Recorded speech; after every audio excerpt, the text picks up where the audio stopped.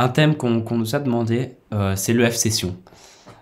Ce qui paraît assez logique, hein, au vu de la situation actuelle qui est assez catastrophique.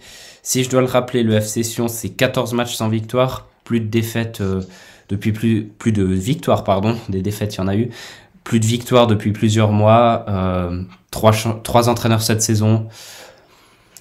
Rien ne va plus au F Session. Non.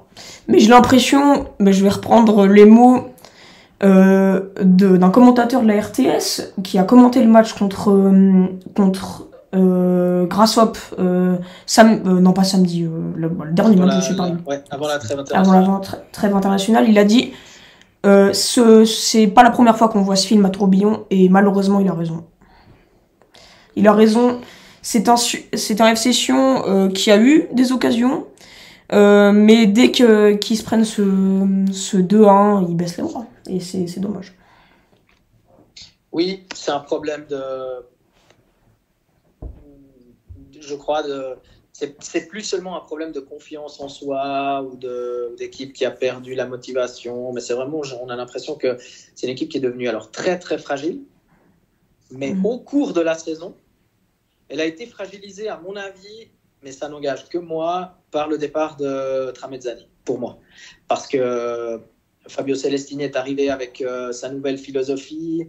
Il n'a pas vraiment de plan B. Pour moi, Fabio Celestini, il a sa philosophie. C'est pas quelqu'un qui va adapter son jeu aux joueurs qu'il a. Donc, il a voulu faire quelque chose qui n'a pas fonctionné. Il a insisté. Ça lui a coûté sa place. David Bettoni, je ne suis pas du tout convaincu par le choix. Non, pas parce que je pense que c'est un mauvais entraîneur, mais plus parce que j'imaginais. Je ne vais pas dire j'aurais fait parce que c'est pas moi le président et c'est pas moi, je fais pas partie des dirigeants et donc je connais pas tous les détails, mais j'imaginais un coach qui connaît le foot suisse, qui connaît la Super League. J'ai l'impression que si on fait exactement ce qu'a fait Lausanne la saison dernière en engageant Casanova, voilà, il a fallu un temps d'adaptation à Casanova.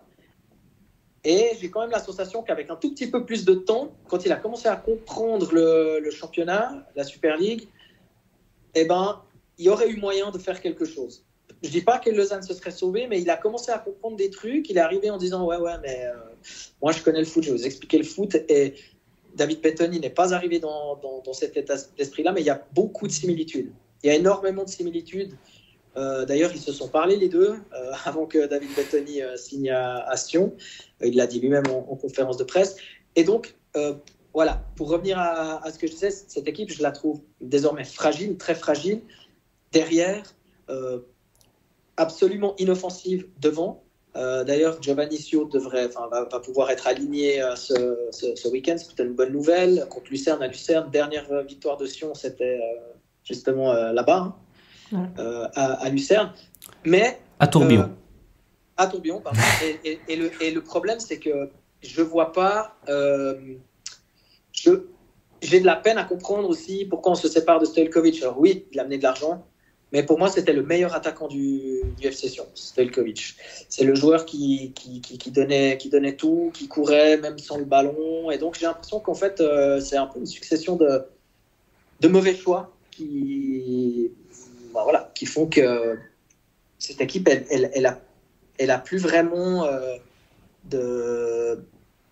comment je devrais dire ça, de repères. Voilà. Elle manque de repères dans tous les secteurs. J'adorais cette équipe au milieu. Pour moi, cette équipe au milieu, au début de saison, c'était génial. Le 4-3-3 de Paolo Tramezzani avant l'arrivée de Balotelli, mais c'était génial. J'adorais Grgic, Poa, Raz là au milieu. Ça tournait. Devant, c'était cool. Derrière, c'était chouette. Il y a tout qui allait. Et puis, bon, après, chacun se fera son avis sur les dernières arrivées, mais dont celle de Balotelli, qui pour moi a déréglé beaucoup de choses. Voilà, donc tu me coupes un peu l'herbe sous le pied, hein, notamment par rapport à Stojkovic, où je me posais la question d'un vrai buteur, parce que finalement, on voit Balotelli, il a de la peine à rester devant, il décroche beaucoup pour venir chercher les ballons plus bas, donc pas grand monde devant, on l'a vu en plus en l'absence de Sio et Carlen pas sélectionné pour le dernier match. Par contre, il y a un jeune joueur donc qu'on a eu l'occasion de voir notamment en match amical avec le F Session U21, c'est Abdel Zagré, né en 2004, qui a marqué justement en amical face au Lausanne Sport. Ça peut être une alternative, mais je te rejoins complètement. Je trouve ça vraiment dommage d'avoir vendu Stojkovic qui pour moi aussi apportait vraiment quelque chose devant. Je suis totalement d'accord. Moi j'étais, on va dire, pas choqué, mais j'étais surpris de le vendre et je me suis dit, alors si ils vendent Stojkovic, ils ont quelqu'un pour le remplacer en tête. Bah, ça n'a pas été fait. Malheureusement, pour moi, il y a personne qui peut remplacer Stojkovic, qui a remplacé Stojkovic à Sion. Et bah, Zagreb, ouais, on aimerait t'entendre là-dessus, sur ce jeune joueur.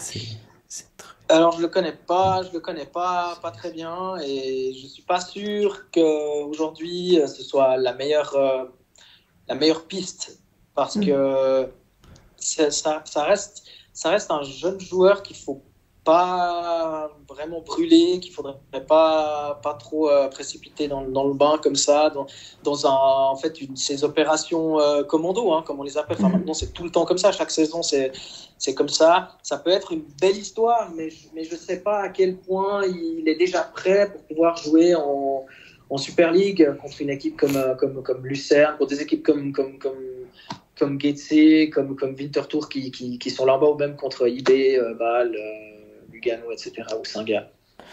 Ouais, justement, par rapport à Zagreb, hein, je suis d'accord. Je pense que le voir rentrer en jeu, ça peut être positif.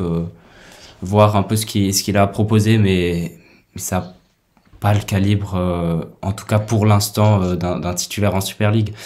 On voit que Carlen ne joue pas cette saison. C'est compliqué. Et ça, pour moi, c'est un grand mystère. Ouais. Pour moi, c'est un très, très grand mystère. Je suis d'accord parce aussi. que j'ai de la peine à imaginer Carlen avoir des gros problèmes de comportement. Enfin, je n'ai jamais entendu parler de cette façon, mais bon, je sais pas. Je suis totalement d'accord avec vous deux sur Zagreb, et pour moi, il faut, Carlen pourrait remplir ce rôle, il faut un deuxième attaquant qui accompagne Balotelli, parce que jouer avec une seule pointe et qui est Balotelli, tu joues avec un attaquant, tu joues sans attaquant en fait, tu joues sans attaquant, et donc ça c'est dommage. Et ouais. Puis il a marqué la majorité de ses buts sur balle arrêtée, hein. Balotelli sur penalty. Il a marqué 3 buts sur 5. Ouais, 3 buts sur 5, voilà. C'est ça ce que je voulais dire. Puis pour moi, une autre mystère avec Balotelli, pourquoi le mettre capitaine? C'est aussi une question. Pour moi, le capitaine, ça doit être l'exemple de l'équipe. Malheureusement, on connaît Balotelli, on connaît ses qualités comme ses défauts. C'est peut-être pas l'exemple de l'équipe. Désolé pour ça. Mais voilà. Ouais, moi je me suis déjà exprimé quelques fois à ce sujet dans nos émissions. C'est à peu près ça. Normalement, celui qui porte le brassard est celui qui montre l'exemple. Ça ne doit pas être celui qui met des petits croche-pattes, qui laisse traîner le coude, qui va essayer d'envenimer les choses comme il le fait trop souvent. Et je crois que Fabio Celestini a essayé, parce que ça aussi c'est d'une telle incohérence. On passe de tant que Mario Balotelli n'est pas en forme, je ne vais pas le prendre dans le groupe, je ne vais pas le faire jouer, je ne vais pas le titulariser. Et puis tout à coup, il est là et on le met capitaine. Donc c'est une énorme incohérence. Mais d'un côté, je pense qu'il a peut-être essayé à ce moment-là d'aller le piquer, en fait, d'aller lui dire. Parce que j'imagine Balotelli recevoir cette info, tu vas être mon capitaine. J'ai jamais été capitaine nulle part. J'imagine assez la réaction de Balotelli, mais je crois qu'on est tous d'accord pour dire que c'est déjà difficile pour lui de se gérer en tant que joueur, en tant qu'être humain, que joueur, et c'est encore plus difficile de le faire comme un capitaine. Alors moi, j'ai absolument rien contre Mario Balotelli. Mes origines, voilà, tout le monde les connaît. Je suis d'origine italienne. C'est un joueur que j'aime beaucoup, mais je suis très très déçu par rapport à ce qu'il présente, parce que j'ai des attentes très élevées. J'avais des attentes très élevées le concernant, donc forcément ma déception est plus grande, ouais. Et j'aimerais revenir aussi sur des propos qu'a tenu Bettoni à la fin du match contre Grasshopper, donc en conférence de presse. Il a dit qu'il reprochait rien, notamment à Balotelli et à ses joueurs. Alors pour revenir à Balotelli, À mon avis, contre Grasshopper, ça n'a pas été encore une fois un grand match. Il a quoi, 1 ou 2 occasions, un coup franc. Bon, moi, j'ai de la peine avec j'ai rien à reprocher à mon équipe, alors que la deuxième mi-temps, elle est quand même assez compliquée. Je suis d'accord. Je pense qu'il tente aussi de rester assez positif et pas de diffuser des mauvaises ondes, surtout à des journalistes qui après mettent ça dans les médias et tout ça. Je crois qu'il faut le prendre, il faut regarder la situation de son point de vue à lui. Il vient d'arriver, ça se passe pas mieux qu'auparavant. Et si il commence à mettre la faute sur son équipe, sur ses joueurs, il les perd directement. Il perd son vestiaire alors qu'il vient tout juste d'arriver. Il faut tout sauf ça. Oui. En ce moment, en fait, ce qu'il doit faire, c'est réunir tout le monde, c'est trouver le moyen d'aller chercher ses joueurs, chaque joueur. Et je pense que ce genre de propos, c'est vraiment dû à la recherche de garder un vestiaire. Comment je dois dire ça, de réussir à ramasser les miettes du vestiaire pour en faire un petit quelque chose. Parce que moi, je vois ce vestiaire actuellement justement en miettes. Et aller dire que c'est de la faute des joueurs, de la faute de l'équipe, je pense que c'est pas la bonne solution en termes de com. Et puis je trouve aussi, et puis c'est notre avis à nous deux, que sous Tramezzani, et on était voir tous les matchs à Tourbillon depuis le début de la saison à peu près. Et il y avait beaucoup plus de cohésion avec Tramezzani. Il y avait il amenait, en fait, sa joie était contagieuse à Tramezzani, je trouve. Sa joie était vraiment très contagieuse et il l'amenait aux joueurs. Et je pense aussi, c'est pas que grâce à ça, hein, mais c'est aussi grâce à ça qu'il faisait plus de points.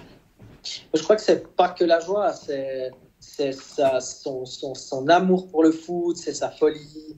C'est quelqu'un qui est assez, faut pas le prendre de manière péjorative, mais il est assez,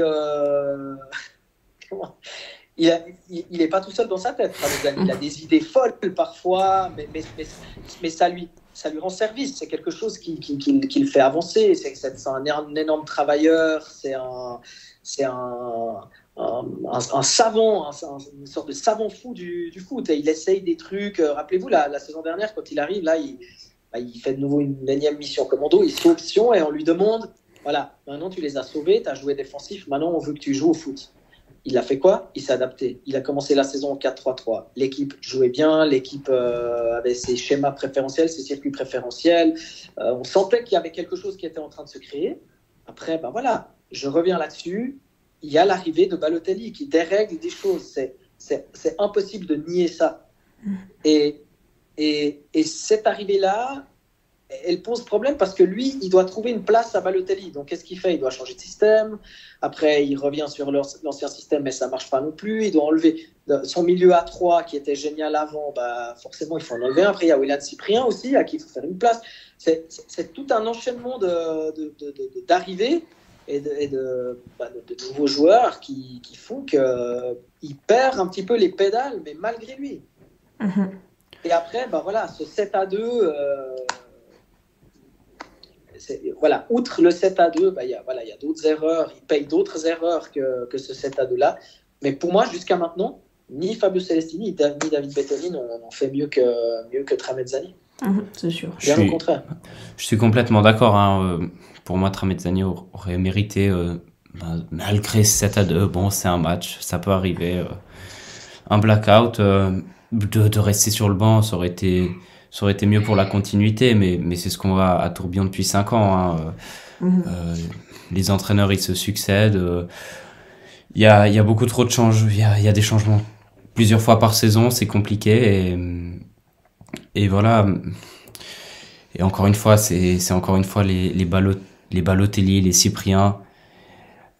C'est des coups de com' à la Constantin.